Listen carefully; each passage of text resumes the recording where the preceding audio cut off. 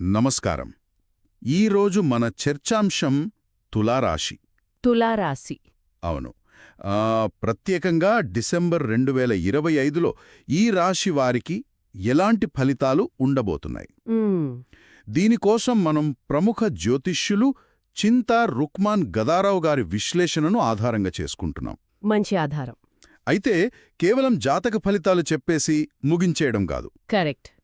అసలు తులారాశి తత్వమేంటి, ఆ త్రాసు వెనక ఉన్న ఆ లోతైన అర్థమేంటి అనే విషయాలను కొంచెం లోతుగా చర్చిద్దాం. తప్పకుండా. సరే, మొదలు పెడదాం. తులారాశి అనగానే అందరి మనసులో మెదిలేదు ఒకటే, త్రాసు. అవును, త్రాసు. న్యాయానికి చిహ్నమంటారు. కాని జ్యోతిష్శాస్త్రపరంగా దీనికి ఇంకా ఏదైనా లోతైన అర్థముందా? ఖచ్చితంగా ఉంది. నిజానికి అక్కడే అసలు రహస్యమంతా దాగి ఉంది. అలాగా? వస్తూ కాదు, రెండు తట్టల మధ్య నిరంతరం జరిగే ఒక సమతుల్యత అనే ప్రక్రియకు ప్రతీక. ముఖ్యంగా ఇది దాంపత్య స్థానం. దాంపత్య స్థానం అంటే స్త్రీ పురుషుల మధ్య సంబంధం అన్నమాట. సరిగ్గా ఇద్దరు భాగస్వాముల మధ్య ఉండే ఆ సున్నితమైన బంధాన్ని ఇది సూచిస్తుంది.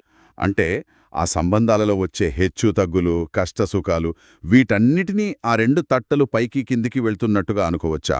అంతే, ఖచ్చితంగా అదే. అంతేకాదు, ఈ 7వ స్థానాన్ని కామస్థానమని కూడా అంటారు. ఓ. అయితే ఇది సాధారణమైన కోరిక కాదు. మన మూల విశ్లేషణలో చెప్పినట్టు ఇది ఒక తుఫాను వేగం లాంటి ఉద్వేగభరితమైన కామానికి ప్రతీక. తుఫాను వేగమా? అవును. దానికి కారణం ఈ రాశికి అధిపతి శుక్రుడు. శుక్రుడు ప్రేమ, అందం, భోగం, అలాగే కామానికి, వీర్యానికి కూడా కారకుడు. ఒక్క నిమిషం, ఇక్కడే నాకొక సందేహం వస్తోంది. అడగండి. ఒకవైపు న్యాయం, ధర్మం, సమతుల్యత అంటున్నారు. మరోవైపేమో విపరీతమైన కోపం, తుఫాను వేగం లాంటి కామం అంటున్నారు. ఈ రెండు పూర్తిగా వ్యతిరేక లక్షణాలు కదా. ఒకే రాశిలో ఇవి ఎలా ఇముడుతాయి? అద్భుతమైన ప్రశ్న. ఈ వైరుధ్యమే తులారాశివారి జీవిత సారం. అలాగా? వాళ్ల జీవితమంతా ఈ రెండింటి మధ్య సమతుల్యతను సాధించడానికే ప్రయత్నిస్తుంటారు. అందుకే వారి బంధాలలో తీవ్రమైన ఒడిదుడుకులు ఉంటాయి. ఓకే. వాళ్లలో ప్రేమ ఎంత తీవ్రంగా ఉంటుందో కోపం కూడా అంతే తీవ్రంగా ఉంటుంది. ఈ అంతర్గత సంఘర్షణ్ణి జయించినప్పుడే వాళ్లు విజయం సాధిస్తారు. లేదంటే ఆ త్రాసు ఎప్పుడూ అటూ ఇటూ ఊగుతూనే ఉంటుంది. ఓకే, ఇప్పుడు అర్థమైంది. ఆ త్రాసు కేవలం బయట ప్రపంచానికే కాదు, వారి అంతర్గత సంఘర్షణకు కూడా ప్రతీకన్నమాట. కరెక్ట్. మరి న్యాయానికి, ధర్మానికి ఉన్న సంబంధమేమిటి? దాంపత్యం, భాగస్వామ్యం అనేవి నమ్మకం, న్యాయం అనే పునాదుల మీదే కదా నిలబడతాయి. నిజమే. అందుకే ఈ రాశి న్యాయానికి, ధర్మానికి కూడా కేంద్రంగా ఉంటుంది. అందుకే కర్మకారకుడు, న్యాయమూర్తి అయిన శనేశ్వరుడు ఈ రాశిలో ఉచ్ఛస్థితిని పొందుతాడు. ఉచ్ఛస్థితి అంటే? అంటే ఒక గ్రహం అత్యంత శక్తివంతంగా, సౌకర్యవంతంగా ఉండే ప్రదేశమన్మాట. ధర్మదేవత చేతిలో ఉండే త్రాసు ఇదే కాబట్టి న్యాయాన్ని అమలు చేసే శని ఇక్కడ చాలా ఆనందంగా ఉంటాడు. వావ్, ఇది చాలా ఆసక్తికరంగా ఉంది. ఈ సమతుల్యత అనే సూత్రం వ్యాపారానికి, సినిమా రంగానికి కూడా వర్తిస్తుందని మన ఆధారం చెప్తుంది. ఈ కోణం చాలా కొత్తగా ఉంది. అవును, వ్యాపారమంటేనే లాభనష్టాల మధ్య సమతుల్యత సాధించడం. అంతే. అలాగే భాగస్వామ్యం అంటే బిజినెస్ పార్ట్నర్షిప్ కూడా. అందుకే ఈ రాశివారికి భాగస్వామ్య వ్యాపారాలు బాగా కలిసి వస్తాయి. కానీ అదే సమయంలో గొడవలు కూడా తీవ్రంగా ఉంటాయి. మరి సినిమా? ఇక సినిమా విషయానికొస్తే అది ఇంకా లోతైన విషయం. ఈ రాశిలో కళాకారుడైన శుక్రుడితో పాటు స్వాతి నక్షత్రంలో రాహు కూడా ఉంటాడు. రాహు అంటే మాయ, భ్రమలకు కారకుడైన గ్రహం కదా? ఖచ్చితంగా. రాహు రాశిచక్రంలోనే గొప్ప హిప్నాటిస్ట్. హిప్నాటిస్ట్? అవును. ఉన్నది లేనట్టు, లేనిది ఉన్నట్టు చూపించగలడు. మరి సినిమా అంటే ఏంటి? తెరమీద కనిపించే ఒక అద్భుతమైన మాయ, ఒక భ్రమ. నిజమే. ప్రేమ, విరహం, ఆవేశం, ఆనందం ఇలాంటి భావోద్వేగాలను పండించడంలో శుక్రుడి కళ, రాహువు మాయ కలిస్తే వచ్చే ఫలితమే సినిమా. అంటే ఎన్టీ రామారావు గారు, చిరంజీవి గారు, దాసరి నారాయణరావు గారిలాంటి గొప్ప నటులు, దర్శకులు ఈ రాశి ప్రభావంతో ఉండడానికి కారణం ఇదేనంటారా? అవును, ఆ విశ్లేషణలో చెప్పింది అదే. వారి అభినయం ద్వారా ప్రేక్షకులని ఒక మాయా ప్రపంచంలోకి తీసుకెళ్లగలగడానికి ఈ గ్రహాల కలయిక ఒక ముఖ్య కారణం. ఆ ఆకర్షణ, ఆ గ్లామరంతా శుక్రరాహుల కలయిక ఫలితమే. అద్భుతం. ఈ తులారాశి ప్రాథమిక స్వభావం చాలా ఆసక్తికరంగా ఉంది. ఇప్పుడు ఈ పునాది మీద డిసెంబర్ 2025 గ్రహ సంచారం ఎలాంటి భవనాన్ని నిర్మించబోతోందో చూద్దాం. చూద్దాం.